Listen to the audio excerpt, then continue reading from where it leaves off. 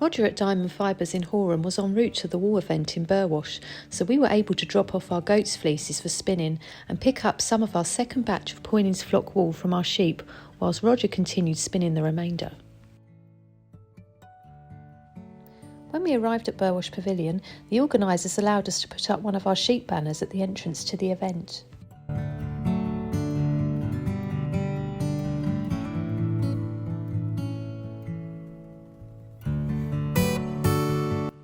We then got to work setting up our stand ready for the visitors who would shortly be arriving. Once the visitors arrived, there was a lovely presentation from the organisers to commence the event. To grow your wool knowledge together and to create new connections. Wool Day came about a few months ago now as a desire to bring together wool producers, crafters and buyers.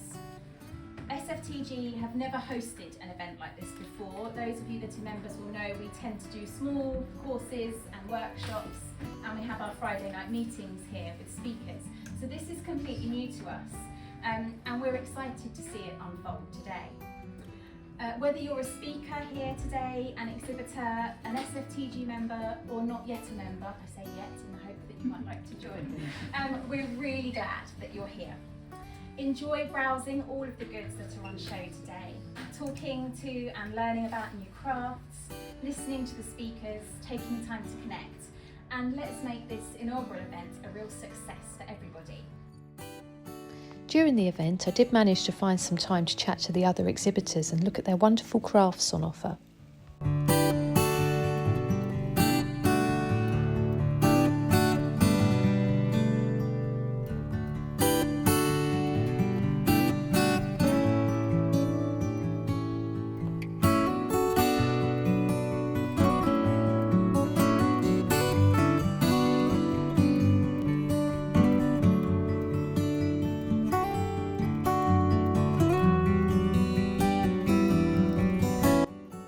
Sue, who was selling her wares from her flock of Shetland sheep, was one of my particular favourites.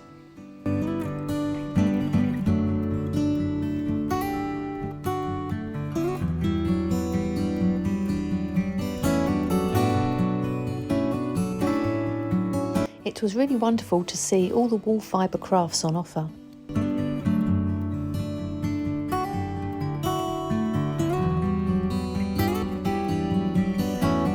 There were also fleeces for sale at the event, and we got to see a demonstration from Sue showing the visitors how to prepare a fleece ready for wool spinning.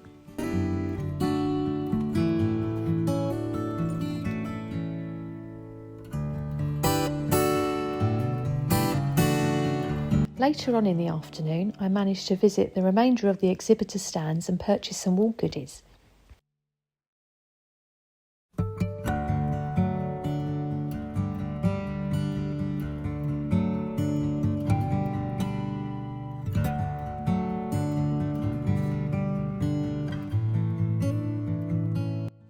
We had such an amazing day at this brand new event. So what did you think of the event? Did you like the wonderful craft stalls that I showed in the video? It was such a lovely community event with like-minded people and fellow smallholders. It was such good fun. And this is the organisers here. So they are the Small Farm Training Group, as you can see there. And I've put a link in the description below so you can have a look at their membership and what they offer within the group. And my husband and I are members of this too, and there's so much useful resources for us down here in the south, but there's some really good resources to help smallholders, and again a great way of connecting with people in that world, which is amazing for us as beginner smallholders that have only been doing this for a couple of years. It's really good. And it was great that people brought their fleeces along too, because we're always looking for potential new fleeces to add to our wool line of our yarns that we produce, if they're able to be spun by Roger at Diamond Fibres. So whilst at sometimes I was busy on the stand talking all things small flock yarns, my husband also got to chat to the local smallholders too, and he did actually make a purchase of a fleece when we was there, which I believe is a Len fleece from the Len sheep, if I've pronounce that correctly. It's L-L-E-Y-N, as you can see here in this lovely Wonder of Wool book. There.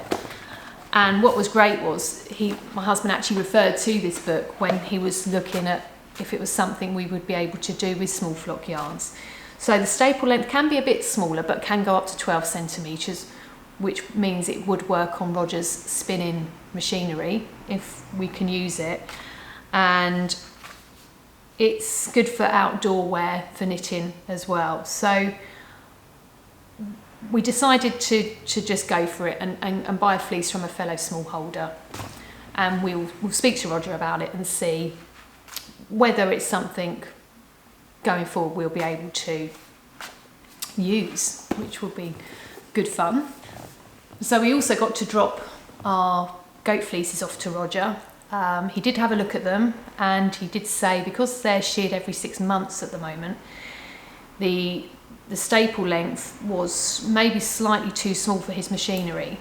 So what he's maybe going to try and do is see if he can blend it with one of the sheep wools that we have in our fleeces to be spun, to see if it will work with that. So it'll give that sort of mohair softness to the wool. So he's going to have a little plain experiment when he gets a chance to do that and work on that batch and see whether it will work. It might not. So the other alternative with the goats is that we potentially maybe get them sheared once a year instead of every 6 months. But if we do that, we're going to have to be or my husband, who does most of the work at the small holding, bless him, who does that sort of that side of things, is going to have to be very careful with their fleeces not getting matted if they're going to grow to a year's length rather than 6 months. You can get special sort of sheep jackets for them to keep their fleeces sort of in good and keep them warm as well. So that might be an option. We're not sure yet. Again, this is all very new territory for us, and it's quite exciting to see what ends up working for us and what we can do with regards to that. So I will keep you updated on this videos or this channel to let you know the progress with that and what ends up happening with that. So we'd also run out of the Poynings batch 1 flock of wool from our own flock of sheep when we initially had the 6 sheep where we had the wool spun. That had been very popular over the last few shows or events we'd done, and it also sold online too. People were really interested in trying the wool with our own flock of sheep, which was lovely. And thankfully, in time for this event, Roger was able to spin some of the wool off for us for the show. So he managed to spin like 30 skeins from our current batch of sheep, which has a bit more Kent Romney in them because we now have the 6 initial sheep plus a couple we bought from Barkham Romneys, and then obviously our lambs, which were mated with Kent Romneys, the actual ewes that we had. So there is a bit more, not as much New Zealand Romney in them as there was in the previous batch. So it was really good that we had them ready for the show. Well, I collected them and I literally had the labels ready while setting up the stand to sort of pull on the ball, the ball bands in effect, or the skein bands, put them on while setting up the show, and I managed to do everything in time. We gave ourselves a good hour to set up, which was great. And what was lovely about this event too is they did actually pause the exhibits or us selling our wares in between certain time periods where there was demonstrations and talks, and I was really pleased about that because it meant that we could actually watch the talks and everything as well. Like you might have seen the video at the beginning, there was Sue showing how to sort and prepare a fleece, and you can always pick up new tips. Whilst we know to a degree what to do before we give them to Roger, it's always worth listening and picking up some useful information. So I really enjoyed that, and I enjoyed all the other talks that were going on around promoting the wool industry and just in general what's happening in our local Sussex community as well. It was really good that we could be part of that and listen to those demonstrations and talks. It was great.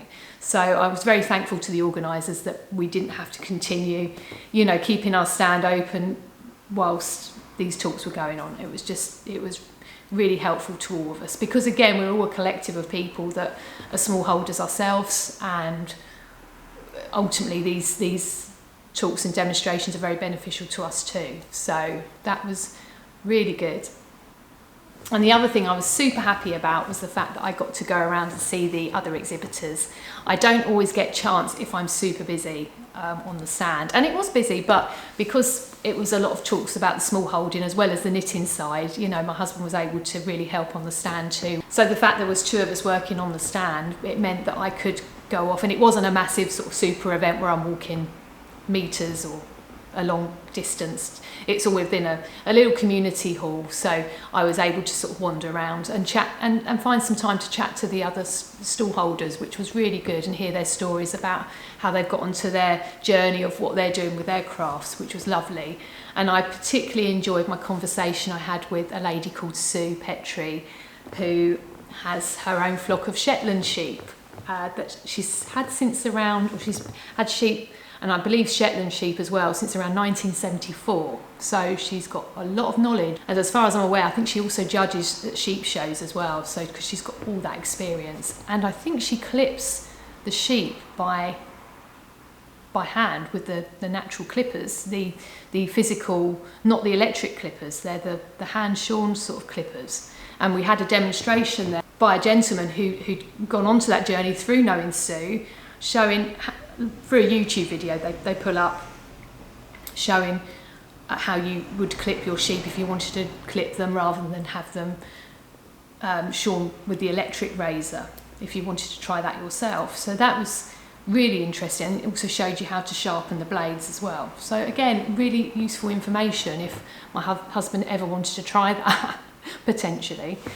And yeah, I obviously, anyone, if you followed my other videos or watched my previous videos, you would have seen my complete love with Shetland at the moment, and Fair Isle, and everything with the Shetland sheep. I've been knitting a lot with like the Jameson's wools and Jameson Smith's wools, and I just love it. I love it. And I was so excited to find somebody that's been breeding the Shetland sheep within Sussex.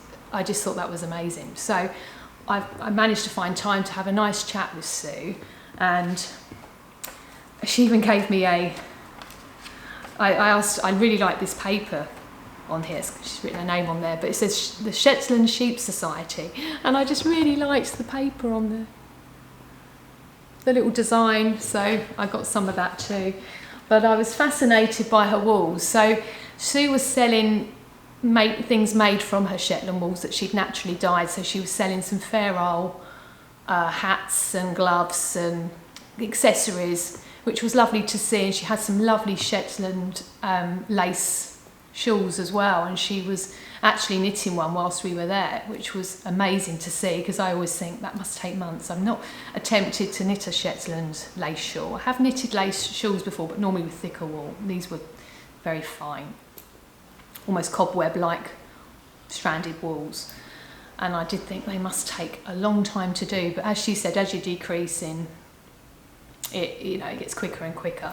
I thought, well, maybe at some point I will try one of those. But yeah, it was so inspirational to hear her story of how she got into breeding Shetland sheep, and her journey on having their wool spun, because Roger in Horham, Sussex, can't spin Shetland wool because it's too fine. The fibre is so fine in Shetland sheep, and his machinery just can't spin it, unfortunately. So she had to find somebody else to do that for her.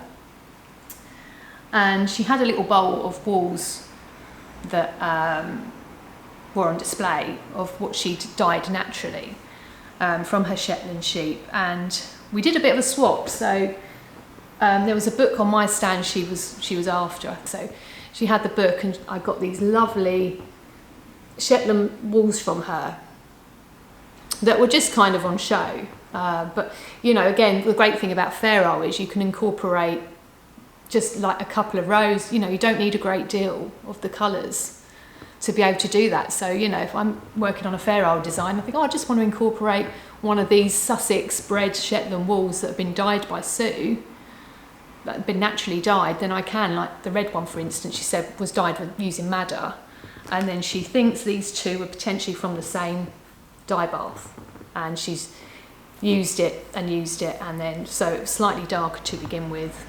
You can see there,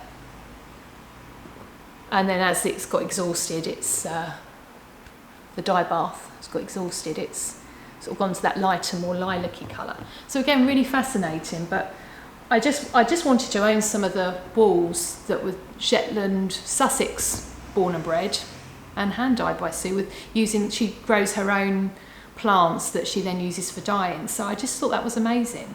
And she uses indigo. I'm not sure that one's indigo, but she does use indigo dyes as well.